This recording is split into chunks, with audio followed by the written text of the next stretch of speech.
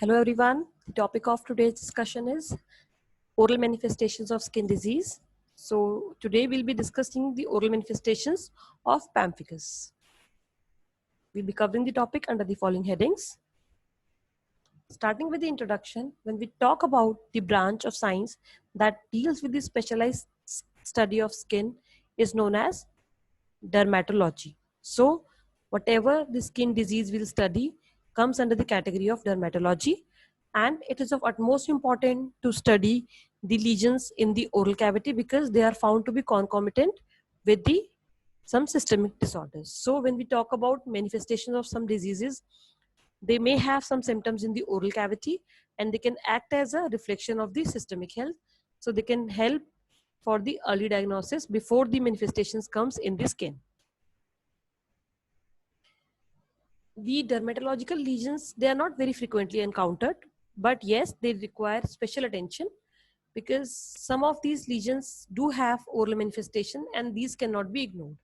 So if we have any kind of oral manifestations, it is the first signal that there can be some systemic disease associated. So the oral examination is of importance so as for the early diagnosis of the systemic diseases. Now, the disease which we'll discuss today is pemphigus. It is a chronic skin disease which is characterized by the appearance of vesicle and bullae. So, it is a vesiculobullous lesion which may have small or large fluid blisters that develop in cycles. This pemphigus is derived from a Greek word pamphix, which means bubble or blister. And these vesiculobullous lesions originally named by the scientist Wickman in 1791. Now the pemphigus is having further three primary subsets: the pemphigus vulgaris, pemphigus foliaceus, and paraneoplastic pemphigus. Among these three, pemphigus vulgaris is the most common, that is about 70%. When we talk about pemphigus vulgaris, it is an autoimmune. So it is an autoimmune vesiculobullous lesion. So it comes under the category of skin diseases. It comes under the category of autoimmune lesions. Also, it comes under the category of vesiculobullous lesions. It is an intraepithelial, that means the disease or the blister is appearing between the epithelial layer and it affects both the skin and the mucous membrane. And in this disease, the circulating antibodies are being produced against the basal keratinocytes.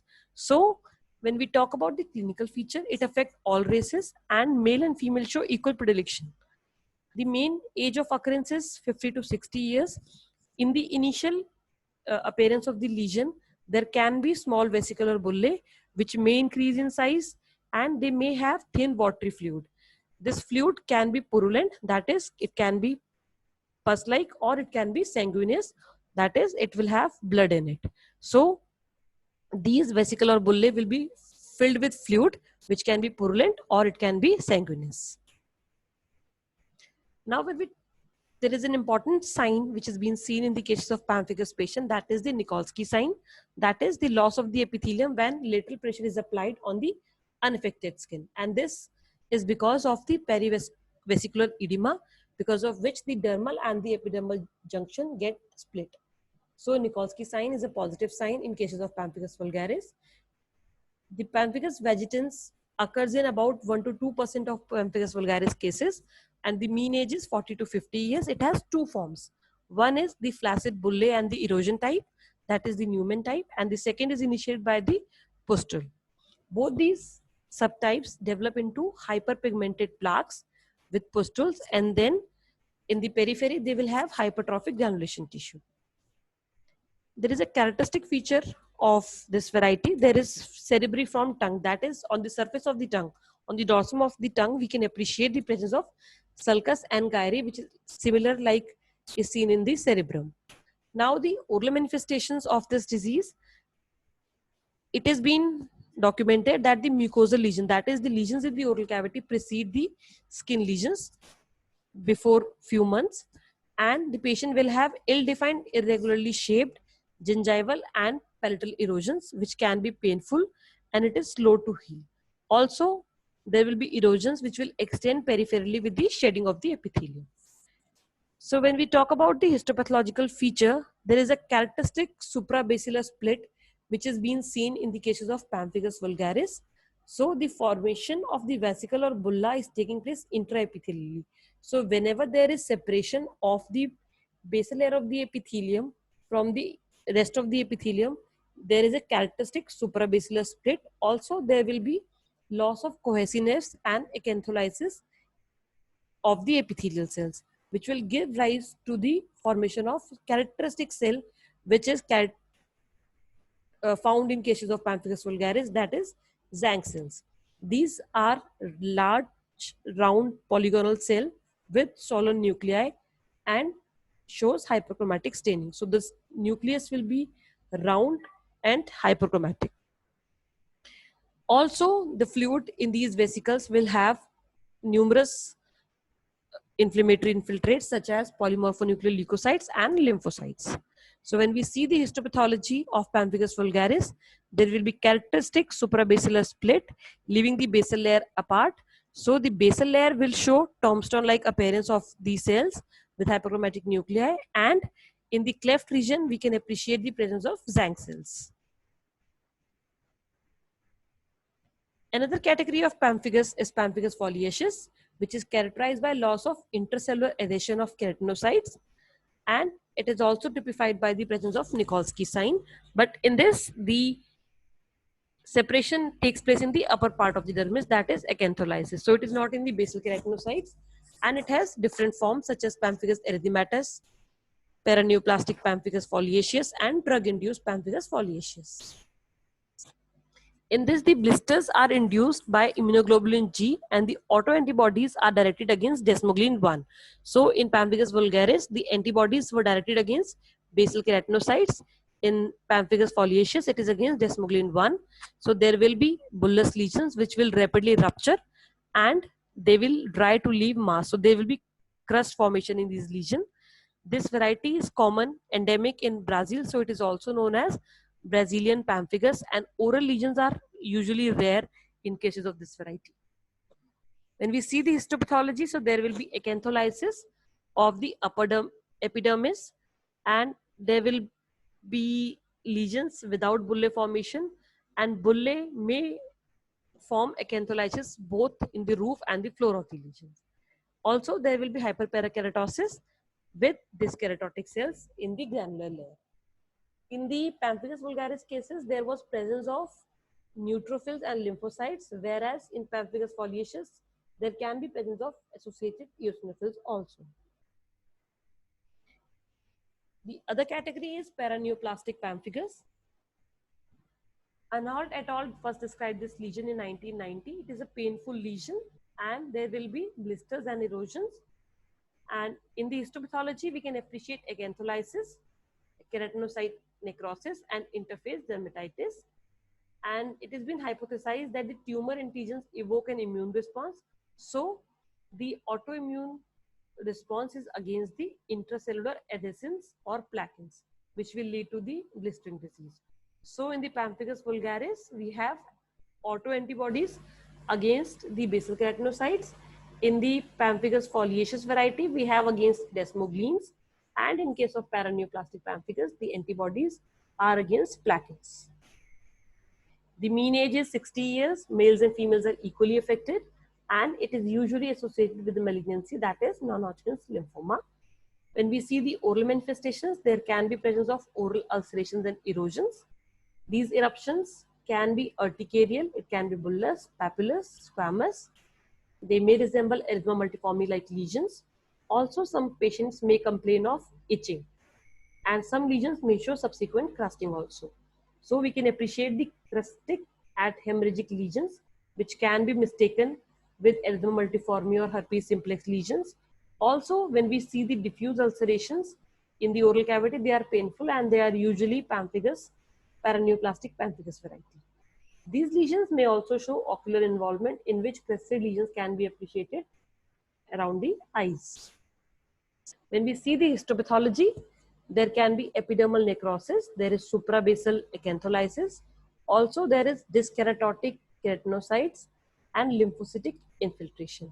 So whenever there is presence of dyskeratosis in the suprabasal acantholytic disorder, it is a clue that it is a paraneoplastic pemphigus. So the diagnostic clue for paraneoplastic pemphigus is presence of dyskeratosis in an acantholytic suprabasal disorder.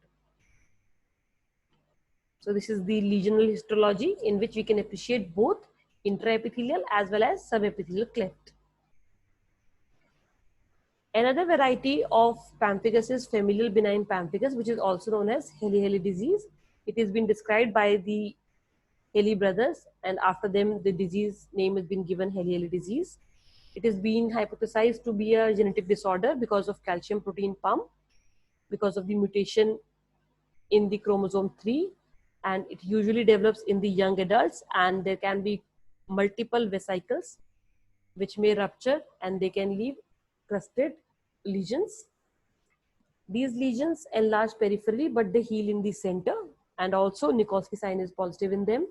When we see, so in the heat and the sweating will amplify the lesional outbreak, whereas in the cold weather there will be remission phase. So in the summers the lesion will amplify, and in the winters there will be remission of the lesions. Also there will be enlargement of the lymph nodes which are tender. Sometimes they can be associated with superadded candidal infection, and in the oral cavity there can be crops of vesicles which can be appreciated along with the rupture and eroded surface. When we see the histopathology, so there is acantholysis, but the intercellular bridges persist. So the cells do not move apart. They adhere to each other. Because of this adherence of the epithelial cell, there is an appearance of dilapidated brick wall effect, which is characteristic of Hailey-Hailey disease. Also, because of this, there is benign dyskeratotic cells, which will resemble to that of corporons of Darier's disease. So, the histopathological feature for this disease is the presence of dilapidated brick wall effect, that is the acantholysis with the persistence of intercellular bridges, which will lead to the adherence of the epithelial cell one over another. Now, to see the histopathology of pemphigus, there is a characteristic split in suprabasally, which can be appreciated in the low power view, and in the high power view we can appreciate the tombstone appearance of the basal layer and the presence of Zank cells, which are round polygonal cell with swollen hyperchromatic nuclei. It is a characteristic feature in the histopathology of pemphigus. Now, to proceed with the investigations for pemphigus, we can plan for biopsy with the intact lesion as well as with the perilesional normal tissue. If we have to go for routine histopathological procedure, we have to keep the tissue in 10% neutral formalin, whereas if we have to perform advanced procedure like immunofluorescence, we have to use Michel media. When we see the routine biopsy, we'll see the intraepithelial split along with the presence of Zank cells, whereas in cases of immunofluorescence, we can have either direct immunofluorescence. In direct immunofluorescence, the antigen which is present in the tissue will be treated with the labeled fluorescent antibody, and if the antigen antibody reaction takes place, it can be appreciated in fluorescent microscope. So in cases of pemphigus vulgaris, we can appreciate fishnet appearance. However, in other lesions, like in pemphigoid, we can have bands, and in cases of lichen planus, there will be shaggy fibrin deposition. Also, there is an indirect technique in which it has been thought that the antibodies are found to be circulating in the patient's serum. So serum is being separated from the patient's blood sample, and it is being treated with the known antigen, and then it is labeled with a fluorescent antibody. If the antibodies are present in the patient's serum, then there will be fluorescent observed under the fluorescent microscope. So in indirect immunofluorescence, there will be presence of intercellular and intraepithelial IgG, which can be appreciated under the fluorescent microscope, which in cases of pemphigoid will appear like a salt split skin appearance, and in cases of lichen planus, there will be irregular fibrinogen band, which can be appreciated along the basal line. Now to summarize, the pemphigus is a chronic skin disease characterized by appearance of vesicle and bullae, which can be small or large fluid-filled blisters, which can have pus or it can have blood. It is derived from the Greek word pamphix, which means bubble or blister. It has three main varieties: Pemphigus vulgaris, Pemphigus foliaceus, paraneoplastic pemphigus, out of which Pemphigus vulgaris is the most common, about 70%. When we talk about the gender predilection, it is seen equally in both the genders, and the mean age of occurrence is 50 to 60 years. The characteristic clinical sign is the presence of Nikolsky sign.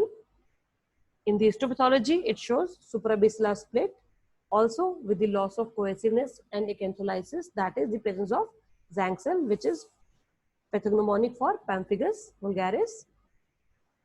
In direct immunofluorescence, we can observe fishnet pattern, and in indirect immunofluorescence, we can observe intercellular intraepithelial IgG. So it's time to attempt the MCQs. Please do the MCQs and write the answers in the comment box. Thank you.